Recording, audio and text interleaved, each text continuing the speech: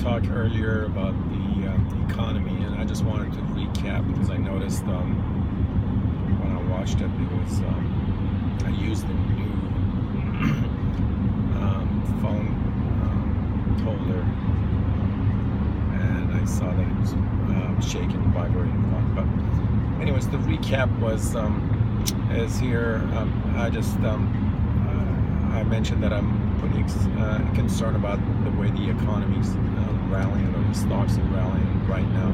The economy, if it overall improves, that's awesome. But just when the stocks go up so high, where there's no rise in, no significant rise in average person's income, or you see people are just, they don't have that much money, really. I mean, regardless of their income, there's just nothing left at the end of the month. So I mentioned briefly that I had studied a little bit about precious metals, and gold and silver and platinum.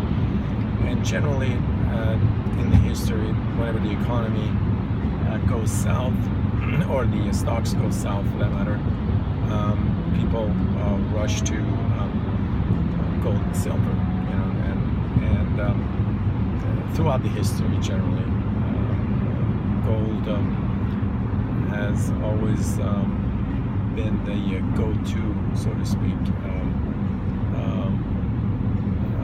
currency, and I believe after this whole rally subsides, which I really don't anticipate it to go on too long, a couple months, a few months maybe, I don't know, because I just don't see it going up that high. Same thing happened just right before the last crash with the real estate boom. I feel like the same thing is just is happening, and people that are in control of this whole stock market know that people have short-term memory, and it seems like every 8 to 10 years or so they do it again, whether it's the same group of people, or some of them might have wisened up, or they have no more money to invest from the last hit, or the new group of investors, younger group of investors that are not as economy savvy, let's say.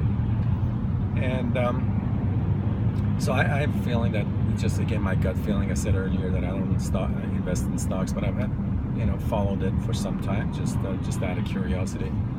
And but I feel like after this whole thing subsides, people will probably rush to precious metal, and right now gold and silver, it seems like they act or they go in the opposite direction of the stocks. Generally, when people want to invest in most stocks, average stocks, they don't invest in precious metal, and vice versa.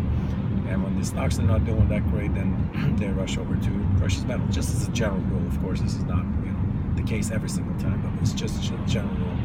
So I have a feeling that probably they go reverse direction, stocks will fall, and then precious metals, of course, gold and silver will increase.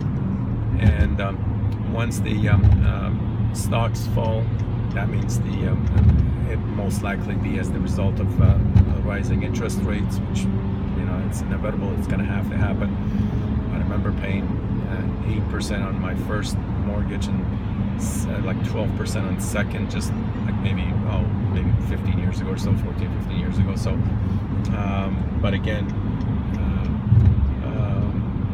people don't believe that's that ever existed. But we're not talking about hundreds of years ago. We're just talking about like 10, 15 years ago, 15 years ago or so. But anyways, it will happen, and so as far as I'm concerned, I would like to invest in precious metals.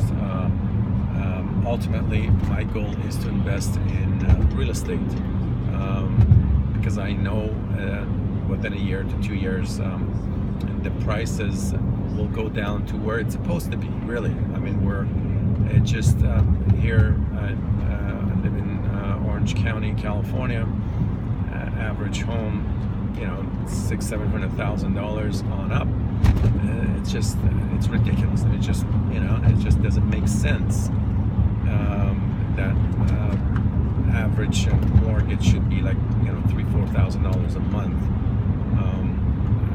That's, I mean, even if somebody made, let's say, $100,000 a year with the federal income tax and state and Social Security and everything else, we're paying about, you know, 40-50%. And of course, when you go purchase stuff, you know, you're paying tax, products, material.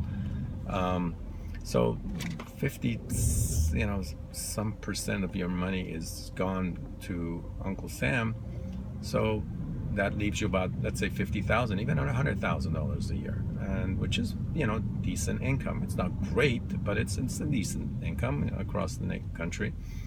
And so if that leaves you about $50,000 a year, that's about $4,500 a month. So that just goes to your mortgage pretty much. And then how are you going to live? What else are you going to live off of? You know, you need food and clothing. If you have family, kids, you know, for their education. It's just absurd. It really is absurd. It baffles me. It just, you know, I don't know. The reason it baffles me, a lot of people fall for that, and a lot of people just follow the, you know, the crowd, and I'm going like, no, I mean, just go the opposite. Just go the opposite. Don't follow the crowd. I mean, if everybody's going to Vegas, you know, or everybody's gonna go buy real estate, let's say, you know, it's just the secret's out. When the secret's out, there's no money to be made, because the secret's already out. People make money when they're ahead of the line, not, you know, towards the end. It's just at the end of the line, it's just there's nothing left. Anyways, that's just you know, I want to throw my 2 cents in, and hopefully that helps.